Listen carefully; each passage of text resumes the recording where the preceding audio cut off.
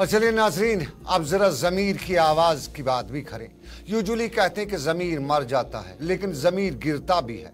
हमने ज़मीर को गिरते हुए पिछले 48 घंटों में नहीं बल्कि पिछले करीबन 24 नहीं 28 महीनों से देखा है।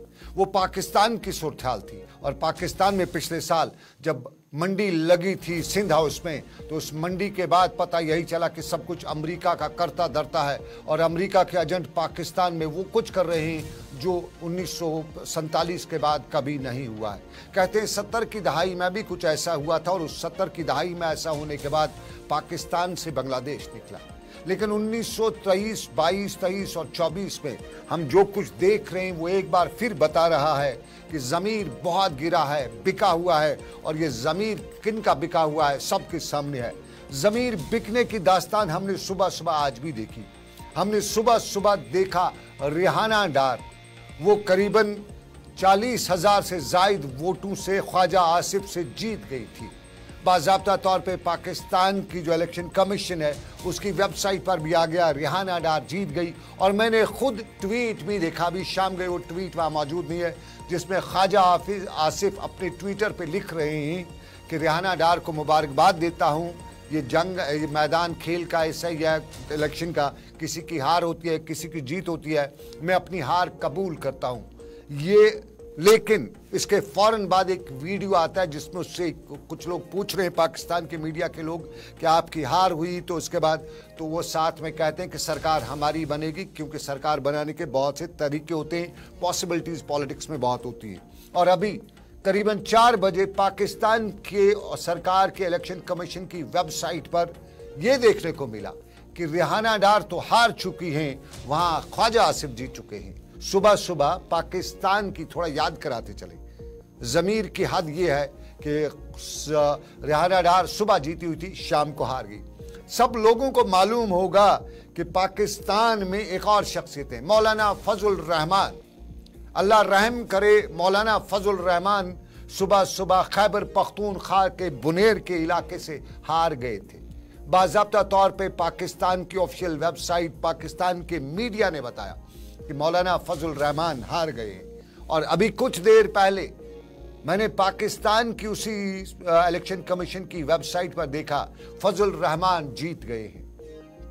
आपने सुबह सुबह देखा होगा ऑन चौधरी बड़ा बोलता रहता है पाकिस्तान के टेलीविजन पर, वो जो नई पार्टी पाकिस्तान में बनी है उसके ऑन चौधरी है। वो सुबह सुबह पाकिस्तान के एक जाने माने वकील सलमान अकरम के सामने हार चुके थे। लेकिन बाद में मालूम हुआ, सुबह हमने देखा, हमने गौर से देखा, 1,53,000 वोट सलमान अकरम नहीं ऑन चौधरी ले गया था।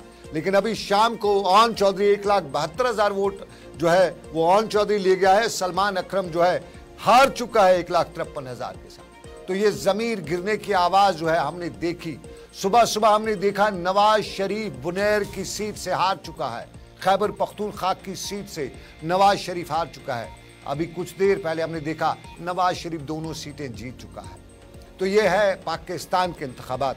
कल हमने पाकिस्तान से बराह रास्त एक पाकिस्तानी सहाफ़ी को लाया था, लेकिन आज दिल नहीं करता है क्योंकि बहुत ही डरावनी तस्वीर नज़र आ रही है। और इन डरावनी तस्वीर के पस मंज़र में अभी तक हम इसकी कंफर्मेशन नहीं करेंगे, लेकिन पाकिस्तान की ऑफिशियल जो वेबसाइट्स हैं पाकिस्तान के इलेक्शन कमीशन की, अभी तक वहाँ पे इमरान खान 90 सीटें जीत रहे हैं। मुस्लिम लीग नून जो है नवाज शरीफ की, जिसे इंपोर्ट किया गया, जिसका पाकिस्तान में इलाज भी नहीं हो रहा था, उसके प्लेटलेट्स अप एंड डाउन होते थे, आज इंतखाबात में उसके वोट भी अप एंड डाउन हो रहे थे। मुस्लिम लीग नवाज शरीफ की पार्टी 60 सीटों पे इस वक्त कामयाबी हासिल कर चुकी है।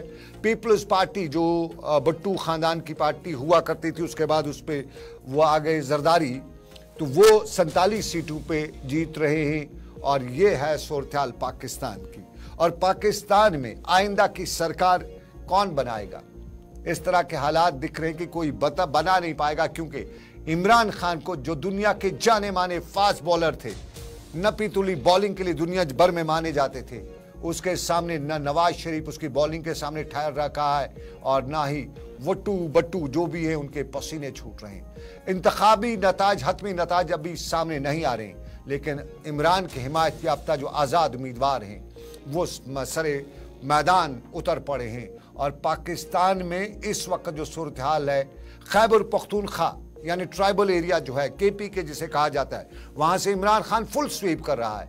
बलूचिस्तान, सिंध वगैरह जो है, वहां से पाकिस्तान का जो इस वक्त सूरत हाल है वो सबके सामने है। जो पाकिस्तान की आर्मी वो पीपल्स पार्टी को दे रही है और पंजाब जो है वो मुस्लिम लीग नून को दिया जा रहा है। इस तरह की सिचुएशन है जो लोकल इंतखाबात हैं।